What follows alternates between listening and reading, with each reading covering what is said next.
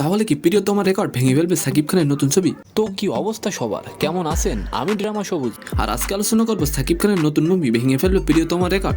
Dhallywood superstar Shakib Khan অভিনীত প্রিয়তমা সিনেমাটি মুক্তির পর বেশ সাড়া ফেলেছিল সিনেমা প্রেমীদের মধ্যে, যার ফলে ভক্তরা অধীর অপেক্ষায় ছিলেন যে আবার কবে আসবে সাকিব খানের সিনেমা। আর তাই ভক্তদের অপেক্ষার পালা শেষ করতে জানানো হলো কবে মুক্তি পাবে সাকিব খানের নতুন সিনেমা দরদের তারিখ জানালেন সিনেমার পরিচালক অনন্য মামুন। জানান আগামী বছরের 2 ফেব্রুয়ারি মুক্তি পাবে দরদ সিনেমাটি।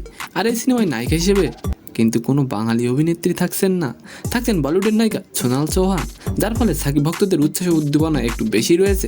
আপনাদের উদ্দেশ্যে বলে রাখি, দরদ সিনেমাটি একই সাথে মুক্তি পাবে 24টি দেশে এবং 6টি ভাষায়।